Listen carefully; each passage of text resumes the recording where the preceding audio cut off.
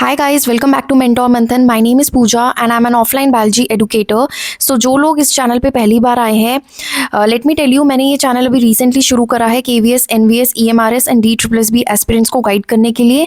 And recently इस channel पे एक answer writing session for Tier 2 EMRS and KVS चल रही है, सीरीज चल रही है एक. सो उसका फर्स्ट सेशन जो है ऑलरेडी मेरे चैनल पे अपलोडेड है. आप जाकर एक बार आप उसको चेकआउट कर सकते हो. एंड उस सेशन में हमने क्या करा था, सिर्फ आंसर राइटिंग की प्रैक्टिस करी थी. But in this session some of you said कि मैम थ्योरी के साथ आओ, तो पहले हम थ्योरी अंडरस्टैंड करेंगे एंड देन आंसर राइटिंग उसकी प्रैक्टिस करेंगे. टॉपिक जो है वो क्लास 9 टिश्यू टॉपिक लिया है मैंने, animal tissue. And animal tissue में भी we are going to do epithelial tissue in detail today. Also जो भी मटेरियल है वो आपको स्क्रीन पे बाइलिंगुअली दिखाई देगा. बाइलिंगुअली ही मैं कोशिश करूंगी एक्सप्लेन करने की. सो या without wasting any further time, let's start with the video. See, tissue मतलब उतक. टिश्यू किसे कहते हैं? जो एक ग्रुप ऑफ सिमिलर सेल्स होते हैं जो एक जैसे दिखते हैं, जिनका फंक्शन भी सेम होता है, उसको हम टिश्यू या उतक कहते हैं. ये चीज़ तो हम बचपन से पढ़ते हुए आए हैं कि एक सामान के जो सेल्स होते हैं उन वो मिलकर क्या बनाते हैं, टिश्यू. और सिमिलर टिश्यू जो सेम फंक्शन परफॉर्म करते हैं वो बनाते हैं ऑर्गन. देन डिफरेंट ऑर्गन्स जो होते हैं वो बनाते हैं ऑर्गन सिस्टम. एंड फाइनली आपका पूरा ऑर्गेनिज्म या जीव बन के रेडी होता है. तो एक सबसे पहला क्वेश्चन जो 1 मार्कर आपसे पूछा जा सकता है वो है टिश्यू या उतक की डेफिनेशन. सेकंड आता है डिवीजन ऑफ लेबर या श्रम विभाजन. देखो, इसका एग्जाम्पल अपने घर से लेते हैं. हमारे घर में हमारी मम्मी का काम अलग असाइंड है, पापा का काम अलग है, हमारा काम अलग है. अगर एक ही बंदा सारे काम करने बैठ जाए तो घर की फंक्शनिंग नहीं हो पाएगी. सिमिलरली अगर हमारी बॉडी के अंदर एक ही सेल या एक ही टिश्यू सारे फंक्शंस अटेम्प्ट करने के लिए बैठ जाए तो बॉडी फंक्शन ही नहीं कर पाएगी. तो इसलिए हमारी बॉडी बड़ी स्मार्ट है. उसने क्या करा कि अपना काम डिवाइड कर लिया. एक टिश्यू, एक तरीके का सेल एक ही तरीके का काम करेगा और जो दूसरा टिश्यू है वो दूसरे तरीके का काम करेगा. सो इसको कहते हैं डिवीजन ऑफ लेबर या श्रम विभाजन. इससे क्या होता है, हमारी क्षमता और एफिशिएंसी बढ़ती है. ठीक है. एंड जो सर्वाइवल रेट होता है ऑर्गेनिज्म का वो भी बढ़ता है. सो सेकंड 1 मार्कर क्वेश्चन जो यहाँ से आ सकता है सिंपली वो है डिवीजन ऑफ लेबर या श्रम विभाजन किसे कहते हैं. नेक्स्ट आपको पता है कि बायो के अंदर जब भी हम किसी चीज़ की स्टडी करते हैं तो उसके लिए एक टर्म होती है.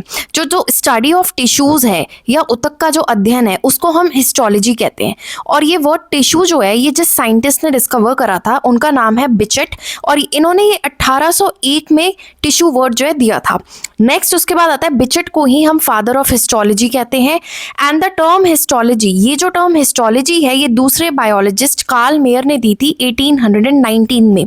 अब ये इन्फॉर्मेशन आपकी एनसीईआरटी में नहीं है, बट ये मैं आपको एडिशनल इन्फॉर्मेशन दे रही हूँ क्योंकि अगर इस चैप्टर से या फिर टिश्यू से रिलेटेड कुछ क्वेश्चन आता है और अगर उसमें आपको ऐसा लगता है कि आप ये एक्स्ट्रा पॉइंट्स लिख सकते हो तो आई थिंक ये एक पॉजिटिव इफेक्ट डालेगा आंसर के ऊपर. एंड हो सकता है कि इसकी वजह से एग्जामिनर इम्प्रेस हो और वो अच्छी मार्किंग करे आपके क्वेश्चन की.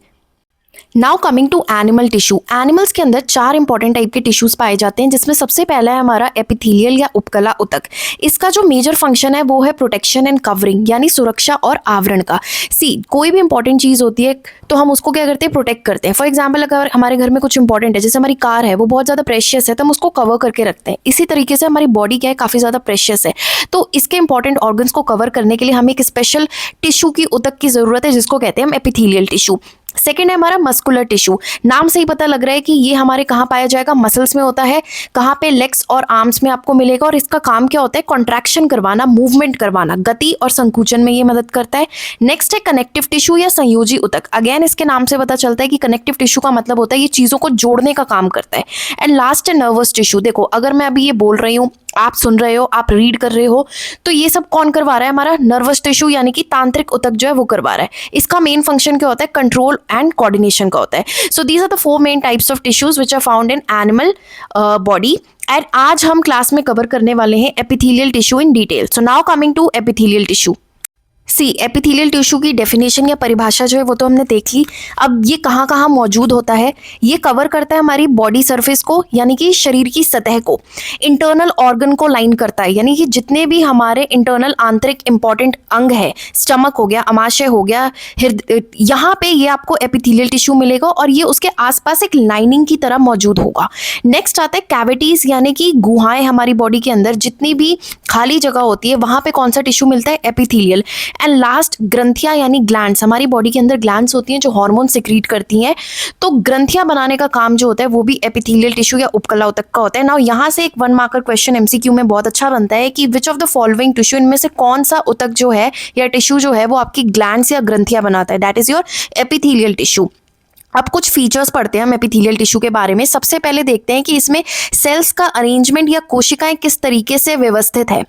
तो देखो इसमें क्या, किसी भी चीज़ का काम अगर प्रोटेक्शन का है तो क्या उसके बीच में जगह होनी चाहिए? नहीं होनी चाहिए ना। फॉर एग्जाम्पल आपने एक दीवार खड़ी करी है, ठीक है, तो क्या आप दीवारों के बीच में गैप जो है छोड़ोगे प्रोटेक्शन के लिए? अगर वो दीवार खड़ी करी है तो नहीं छोड़ोगे। इसी तरीके से इसका मेन काम क्या है? प्रोटेक्शन प्रोवाइड करने का है। तो इसके बीच में जो सेल्स होते हैं, सेल्स के बीच में अंतः कोशिकाएं या इंटरसेलुलर स्पेसेस जो है वो ना के बराबर पाई जाती हैं। नेक्स्ट आता है हमारा बेसमेंट मेम्ब्रेन या आधार झिल्ली। देखो जैसे जब घर बनता है और दीवार खड़ी होती है तो ईंटों के बीच में पहले क्या लगाते हैं हम? सीमेंट लगाते हैं, फिर एक ईंट लगाते हैं ताकि मजबूती और पकड़ अच्छे से रहे। सिमिलरली इन सेल्स में भी, इस टिश्यू के अंदर भी ऐसे ही होता है कि जो सेल्स हैं उनके बीच में वो किसके ऊपर आधारित होते हैं, किसके ऊपर रखे जाते हैं, दैट इज बेसमेंट मेम्ब्रेन के ऊपर, ठीक है, ताकि वो उसको सपोर्ट प्रोवाइड करे। नेक्स्ट आता है वेस्कुलैरिटी। ऑलवेज रिमेंबर वेस्कुलैरिटी का मतलब बायो में क्या होता है कि ब्लड सप्लाई से रिलेटेड होता है, रक्त वाहिकाएं। सबसे इंपॉर्टेंट पॉइंट है ये, क्योंकि एपिथेलियल टिश्यू के अंदर कोई भी रक्त वाहिका यानी ब्लड वेसल्स नहीं पाई जाती, तो ये ए वैस्कुलर जो है इसका एक और फीचर है। आपने अक्सर बच्चों को देखा होगा कि वो अपनी फिंगर्स के अंदर क्या लगाते हैं? सेफ्टी पिन घुसाने की कोशिश करते हैं और वो देखते हैं कि देख खून नहीं आ रहा, इसमें से ब्लड नहीं आ रहा। वो ब्लड क्यों नहीं आता? क्योंकि आपका वहाँ पे क्या मौजूद है? एपिथेलियल टिश्यू में मौजूद है, इसलिए वहाँ पे क्योंकि ब्लड की सप्लाई ही नहीं है, दैट इज वाई यहाँ से आपको कोई ब्लड देखने को नहीं मिलता। नेक्स्ट आता है रीजनरेशन यानी पुनः उत्पादन। देखो जब भी कभी चोट लगती है हमें तो कुछ दिनों के बाद वो एरिया पूरी तरीके से हील हो जाता है, जख्म भर जाता है और वहाँ के सेल्स जो है रिपेयर कर लेते हैं उस एरिया को।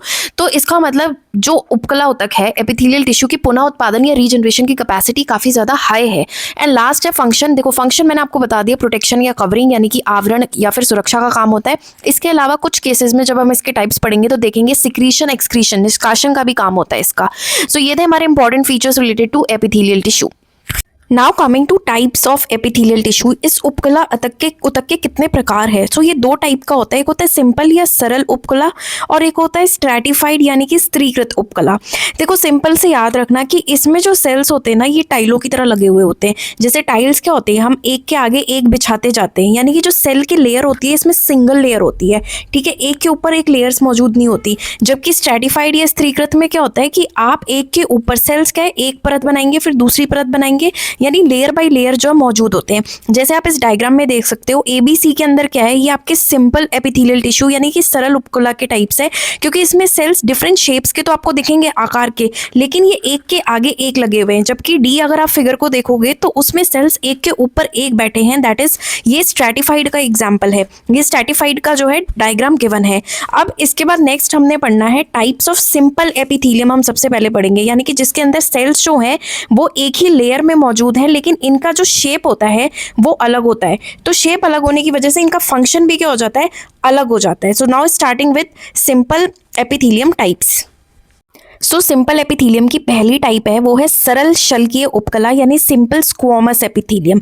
देखो सबसे पहले तो इसके सेल का स्ट्रक्चर कैसा होता है, ये चपटे से बहुत पतले फ्लैट और थिन सेल्स होते हैं। कहाँ पाए जाते हैं?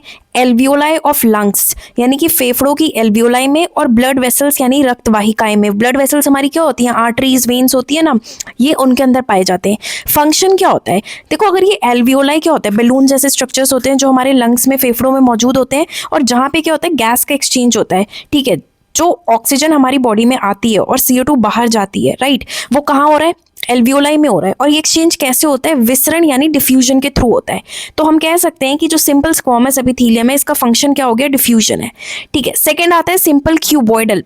क्यूबॉइडल वर्ड कहाँ से आया, क्यूब से आया। तो इसके सेल्स जो होते हैं ना ये घनाकार या क्यूब जैसे शेप के होते हैं। लोकेशन इसकी किडनी की जो ट्यूब्स होती हैं उसमें पाया जाता है ये, और स्लाइवरी ग्लैंड्स यानी लार ग्रंथियां। पाचन या डाइजेशन चैप्टर में आप पढ़ते हो कि हमारे मुंह के अंदर क्या मौजूद है, स्लाइवरी ग्लैंड्स मौजूद होते हैं। तो देखो स्लाइवरी ग्लैंड्स क्या करती हैं, स्लाइवरी जूस जो है उसको सिक्रीट करती है। तो हम कह सकते हैं कि जो क्यूबॉइडल एपिथेलियम है उसका फंक्शन क्या हो गया, सिक्रीशन का हो गया। एब्जॉर्प्शन का मतलब क्या होता है, देखो किडनी के अंदर क्या होता है, ब्लड जो है हमारा फिल्टर होता है, ठीक है, किडनीज ब्लड फिल्टर करती है, तो उसमें कुछ चीज़ें जो होती हैं वो सिक्रीट करी जाती है और कुछ चीज़ें एब्जॉर्ब, यानी कुछ चीज़ों का श्रवण होता है और कुछ चीज़ों का अवशोषण होता है। तो कुल मिला के हम ये कह सकते हैं जो क्यूबॉइडल एपिथेलियम है वो सिक्रीशन एंड एब्जॉर्प्शन का काम कर रहा है। थर्ड आता है हमारा कॉलमनार। कॉलमनार का मतलब क्या होता है, खंबे जैसे सेल्स होते हैं इसके लंबे लंबे, तो इसको हम स्तंभकार उपकला भी कहते हैं। Tall and column like cells होते हैं इसके।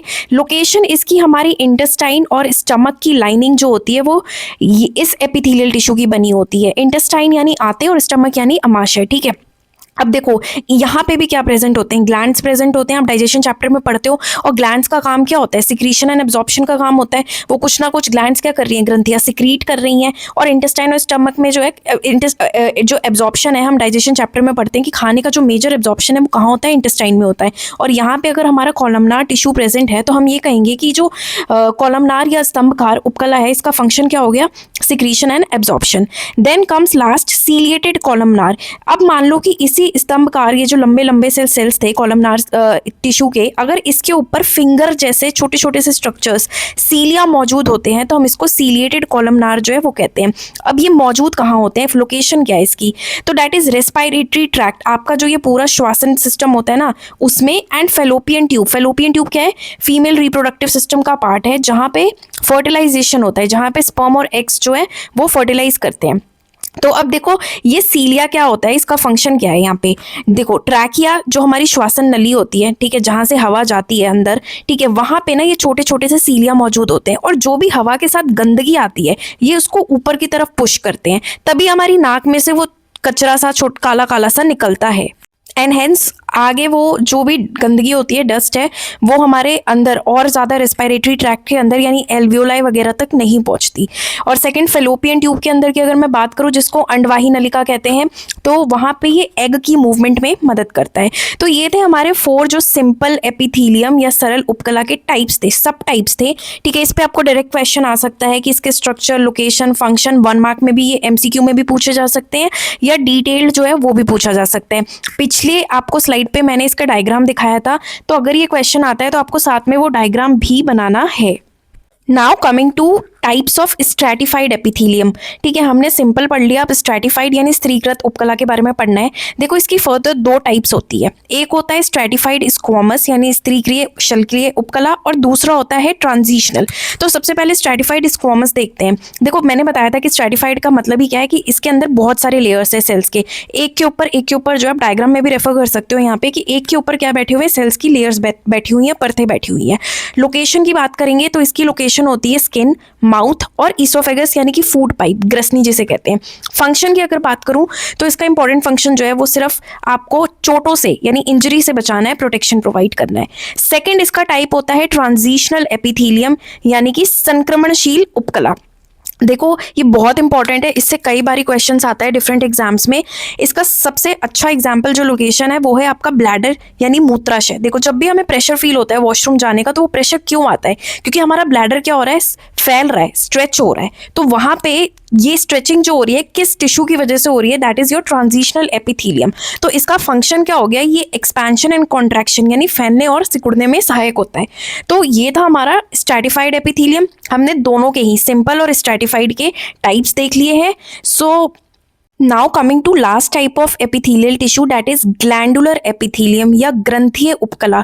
देखो अभी जो हमने कॉलमनर और क्यूबॉइडल, स्तंभकार और जो घनाकार एपिथेलियल टिश्यू पढ़े थे वो कई बारी मॉडिफाई हो जाते हैं, और मॉडिफाई बना करके क्या बनाते हैं, वो ग्लैंडुलर एपिथेलियम बनाते हैं। और यही ग्लैंडुलर एपिथेलियम जो है वो हमारा ग्लैंड्स यानी कि ग्रंथियां बनाता है। अब हम सबको पता है कि ग्लैंड्स का काम क्या होता है, किसी ना किसी चीज का सिक्रीशन करना होता है। ग्लैंड्स हमारी बॉडी में 2 टाइप की होती हैं, एक होती है एक्सो, एक होती है एंडो। एक्सो का मतलब होता है बाहर और एंडो का मतलब होता है अंदर।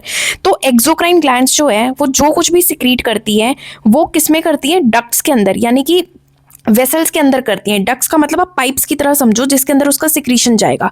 और एंडोक्राइन ग्लैंड्स क्या होती है, वो डायरेक्टली अपने सिक्रीशन को ब्लड के अंदर छोड़ देती हैं। ये एंडोक्राइन सिस्टम जो है ये तो पूरा टॉपिक है 11th स्टैंडर्ड के अंदर। इसके एग्जाम्पल्स आपको पता होने चाहिए।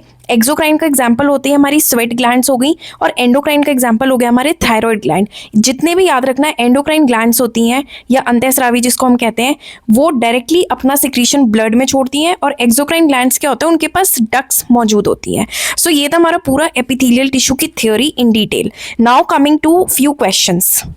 First is which of the following is a characteristic feature of epithelial tissue, यानी उपकला उतक का इसमें से कौन सा एक फीचर है। पुअर रीजनरेशन कैपेसिटी, नहीं, मैंने बताया था यहाँ पे कि जो इसकी रीजनरेशन या पुनः उत्पादन की क्षमता होती है वो बहुत ज़्यादा होती है, तो ये आंसर रॉन्ग है। प्रेजेंस ऑफ ब्लड वेसल्स, ये भी गलत है, मैंने बताया था ये एवैस्कुलर होते हैं, यहाँ पे किसी भी तरीके की ब्लड वेसल्स या रक्तवाहिकाएं नहीं मौजूद होती। थर्ड है closely packed sales with minimal intercellular spaces, yes, इनके सेल्स के बीच में कोई जगह मौजूद नहीं होती, तो ऑप्शन नंबर सी हमारा सही है। And D supports voluntary movement, क्या ये हमारी मर्जी से काम करता है, नहीं, तो डी ऑप्शन क्या है, वो भी गलत है।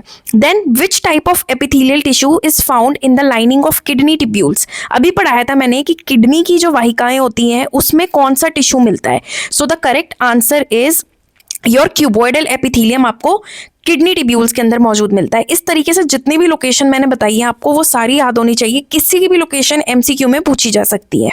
Next question, ciliated epithelium is mainly responsible for, ठीक है, ये जो सीलिएटेड एपिथेलियम होता है इसका मेन काम क्या होता है, तो that is option number C, movement of particles या म्यूकस। अभी पढ़ाया था ना कि ये कणों को, या म्यूकस का मतलब क्या होता है, वही बलगम जो हमारी नाक से निकल रहा होता है, ठीक है, ये इसके मूवमेंट में मदद करता है।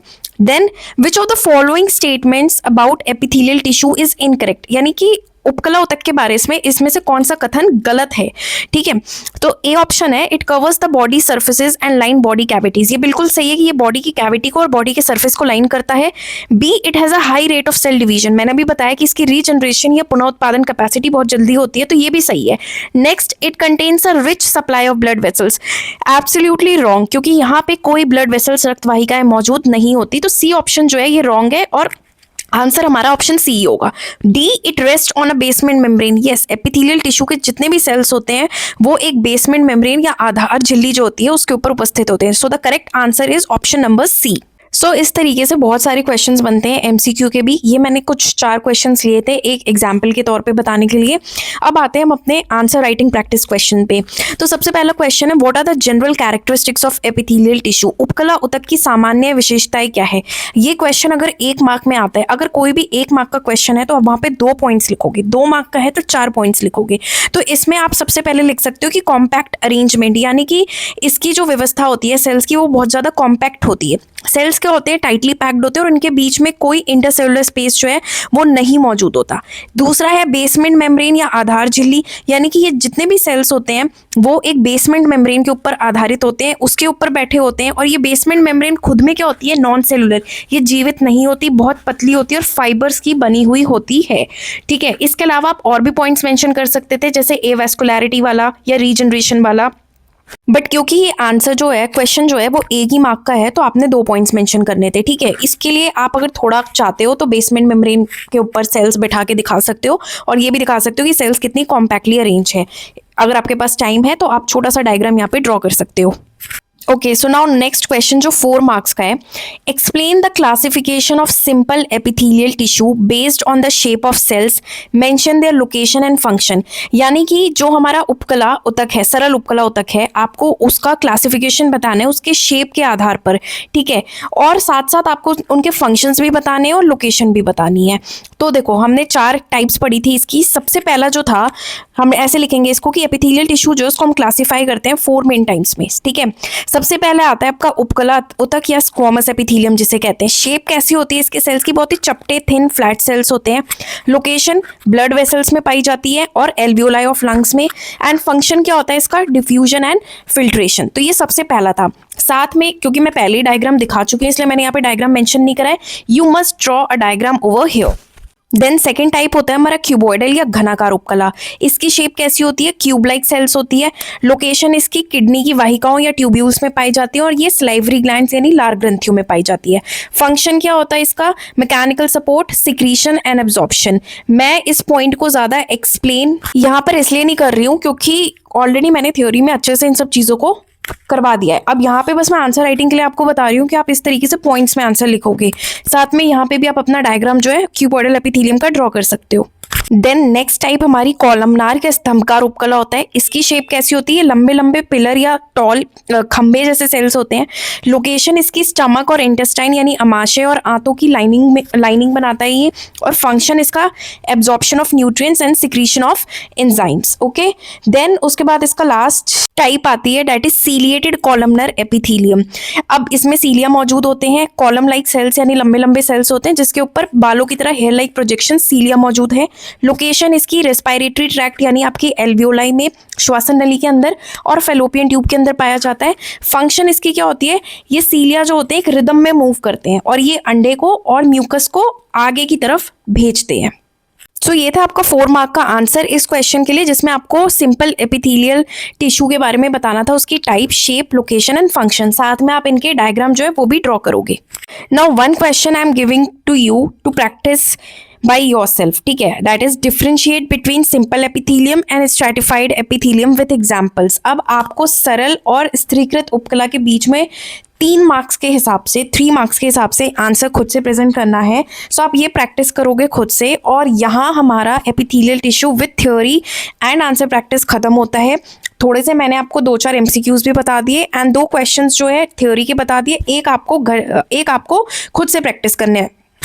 सो फ्रेंड्स, नाउ ये आपके ऊपर डिपेंड करता है, जैसा भी इस वीडियो का रिस्पॉन्स आएगा अकॉर्डिंगली हम देखेंगे कि आगे थ्योरी के साथ प्रैक्टिस करनी है या सिर्फ प्रैक्टिस करनी है।